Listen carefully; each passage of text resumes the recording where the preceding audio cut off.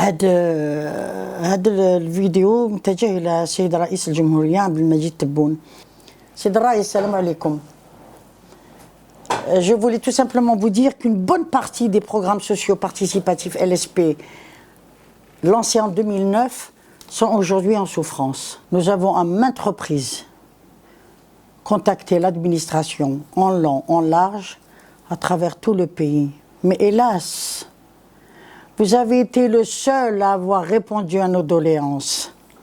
D'ailleurs, je tiens absolument à vous en remercier pour votre véritable sens des responsabilités.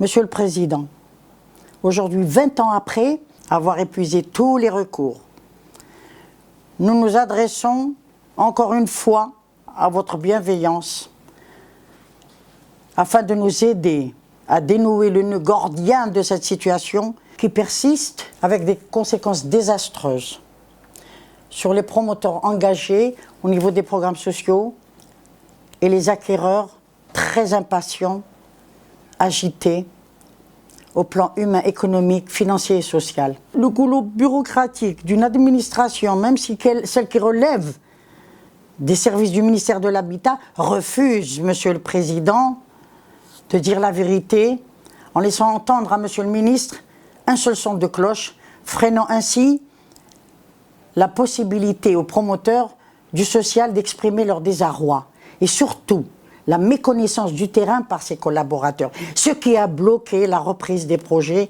dont le nombre s'élève aujourd'hui à environ 30 000 logements ou plus, des logements LSP à travers le territoire national. Et cela depuis une vingtaine d'années.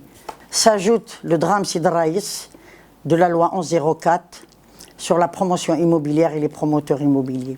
Le texte en question, depuis sa création, n'a pas été changé. Aujourd'hui, il est décrié par l'ensemble des professionnels et des experts juridiques. En fait, c'est un véritable code pénal bis, où environ 280 000 dossiers de promoteurs, de plaintes, de promoteurs et bénéficiaires ont été déposés depuis 2017 au niveau des tribunaux, engendrant des dépenses pour ces promoteurs 2 fois le prix du logement LSP. Le non-achèvement des programmes LSP-LPA, à l'arrêt depuis plusieurs années, a eu des retombées graves au plan humain, économique et social, je le répète. Les acquéreurs inquiets, très agités, attendent désespérément qu'on leur remette un jour les clés de leur logement. Et d'autres, désespérés, demandent le remboursement, puisque ça a tardé, ce qui aujourd'hui nous semble impossible, puisque tout ce que nous avons acquis a été mis dans leur construction, qui pour certains sont très à l'avance. D'où les agressions physiques interminables sur les promoteurs. Ce sont des promoteurs du social, Sidi Raïs. Ce n'est pas Machel Issaba. Ce sont ces promoteurs qui subissent chaque jour les affres d'une administration méprisante. D'ailleurs, beaucoup sont tombés entre les griffes de maladies graves, de maladies chroniques. D'autres se sont carrément donné la mort. Paix à leur âme. Et cela suite au stress et à toutes les pressions de tous bords. 5 promoteurs se sont déjà suicidés. Allah yarhamhum wa sabr malihum.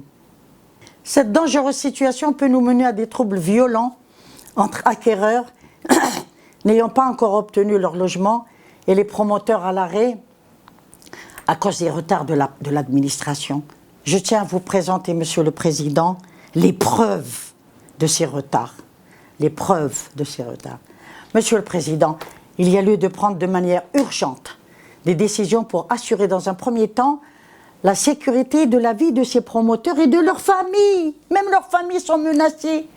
Que certaines personnes manipulatrices au niveau de l'administration ont jeté dans la gueule du loup suite aux menaces des acquéreurs contre ces promoteurs et leurs familles, puis de sortir le logement social dans un deuxième temps de la crise qui sévit actuellement. Certains promoteurs ayant eu la charge de la réalisation de ces programmes ont vécu des drames dus au retard et au blocage administratif dont je viens de vous montrer les preuves, faisant perdre à l'État des sommes faramineuses. Nous avons fait les calculs, Monsieur le Président. C'est catastrophique. Ne trouvons pas de solution. Beaucoup de promoteurs, d'autres sont décédés.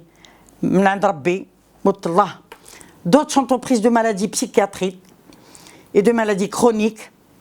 Que pouvons-nous faire dans des cas pareils? Je pense qu'il faut aussi rappeler à Sidi Raïs qu'il existe des programmes LSP achevés. Peut-être que vous n'êtes pas au courant, mais on tient à vous le dire. Mais les VRD n'ont jamais démarré pour permettre aux souscripteurs d'occuper leur logement. Allez, Sidi Raïs, allez.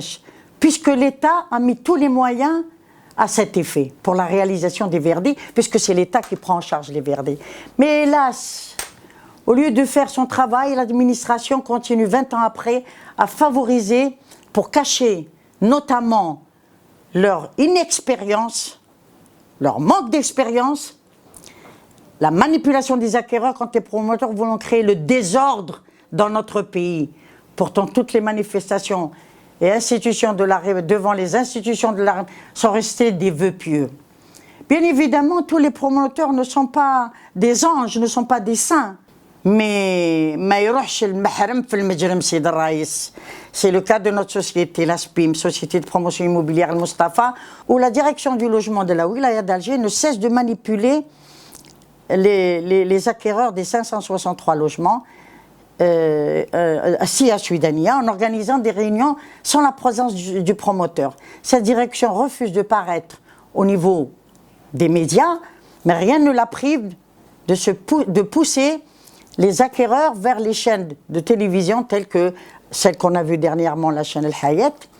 La directrice du logement charge le président de l'association à prendre attache avec ces médias qui, juste pour enrichir leur programme, font des déclarations basées sur des faits non réels, qui n'ont d'autre objectif que de porter atteinte à mon nom et à celui de mon père Shahid. Le président de cette association parle souvent de Rija el-Khifa.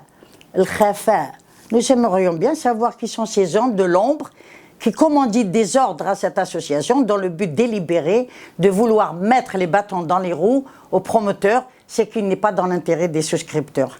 Cette chaîne de télévision, en l'absence de son directeur que je respecte beaucoup, par le biais d'une des journalistes, n'ayant pas suffisamment d'expérience pour savoir que dans leur déontologie, on ne rentre pas sur un chantier ou un quelconque espace qu'avec l'autorisation de ses propriétaires, entreprises, promoteurs, etc. Malheureusement, les représentants de cette chaîne se sont permis d'envahir le chantier et ils n'ont pas manqué de faire dans la diffamation. Ils ont d'ailleurs filmé à l'intérieur des locaux de la société en caméra cachée, où nous n'avions rien en fait à cacher, mais quand même, ça ne se fait pas. Ce qui est désolant, c'est que la journaliste et sa responsable ont remis le documentaire propriété intellectuelle d'El Hayat à une association qui s'est chargée de le diffuser sur Facebook, désobéissant aux orientations prises par les autorités concernées. Car notre société, donc les autorités, je vous l'ai dit plus haut, notre société donc a expliqué que ce document allait avoir des conséquences néfastes à tous les niveaux. Même, je vous dis, Monsieur le Président, cette émission qui n'est pas passée, elle n'est pas passée à la télévision puisque les autorités concernées donc les ont conseillé d'arrêter donc ce documentaire, sauf le spot publicitaire, car ce documentaire est une véritable mascarade audiovisuelle qui aurait semé le trouble dans la population des acquéreurs. Pour ce qui concerne la SPIM, la diffusion de cette émission a été faite dans le seul but de décourager les entreprises qui ont commencé à aider la SPIM et qui se sont retirées après avoir vu cette émission, un véritable gâchis, car après avoir signé des marchés, ces entreprises pour la reprise des jeux, elles se sont retirées. Ce qui n'est pas dans l'intérêt ni des citoyens, ni des promoteurs, ni de l'État qui s'est investi dans ces programmes. Un chèque d'environ 20 millions de dinars a été remis à la SPIM par un industriel de l'agroalimentaire que nous tenons à remercier, malgré tout, pour sa volonté d'avoir accepté de nous sortir de cet engrenage.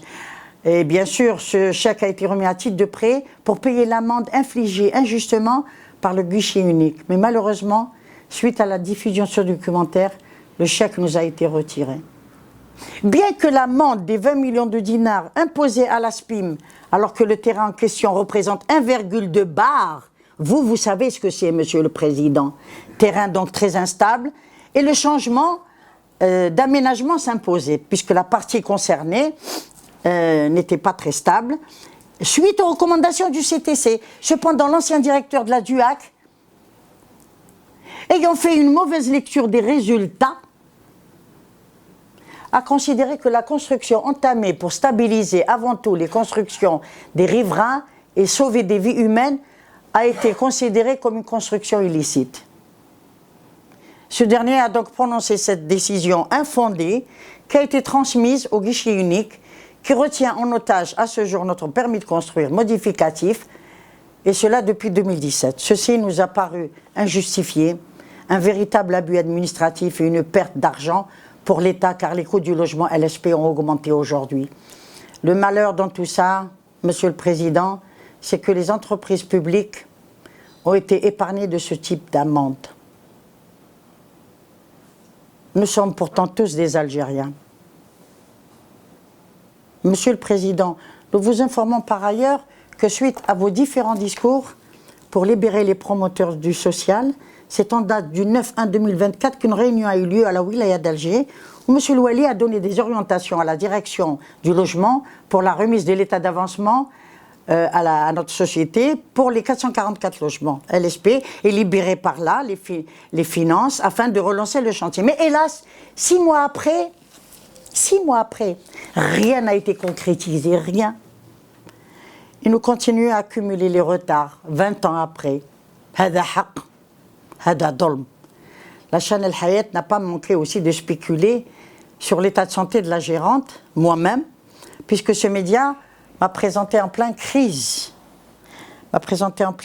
psychiatrique que je traîne depuis 1957, Monsieur le Président, suite à l'assassinat de mon père, devant nous, par les ondes de Bijar. Et la bombe du colonel Amirouche, en janvier 1995, où j'ai retrouvé le corps de ma nièce étudiante à 20 ans, déchiqueté. D'ailleurs, je continue à prendre encore des anxiolytiques, ce qui, sur le plan humain, me paraît contraire à la déontologie. On ne se moque pas des personnes malades, surtout en brisant leur intimité. Peut-être qu'il y a lieu, Monsieur le Président, aujourd'hui, pour ceux qui n'ont jamais vécu les guerres, de penser au devenir des petits-enfants palestiniens. Oui, des enfants partis. Car le temps ne semble pas effacer les violences du passé. La preuve. Monsieur le Président, je vous remercie de m'avoir écouté. Je ne vais pas prendre plus de votre temps. Je n'aime pas les violences. Je veux la paix pour mon pays, dans mon pays. Je suis une bâtisseuse. Alors je vous demande, monsieur, au nom de tous ceux qui souffrent, les personnes n'ayant pas encore occupé leur logement, ceux qui vivent dans de mauvaises conditions d'habitabilité, de saisir tous les responsables qui ont toujours refusé de nous répondre et concernés par ce problème, afin de nous mettre tous, y compris les bons représentants des acquéreurs, autour d'une table. Nous pouvons apporter des solutions pour trouver toutes ces solutions adéquates à cette situation kafkaïenne. Mais Sid Raïs, par ailleurs, je suis très contente, là je l'ai appris récemment, je vous ai vu à la télévision, d'avoir appris votre candidature à la présidence. Mais sachez, Monsieur le Président, que je n'ai pas l'intention de voter pour l'homme qui a été déjà président de l'Algérie, mais pour Hamoud Tebboune, celui qui a prouvé à travers le temps que c'est un homme avec un très grand cœur. Je le sens. Je sais, je sens que vous avez un très grand cœur. Ça compte beaucoup. Vive l'Algérie juste et équitable.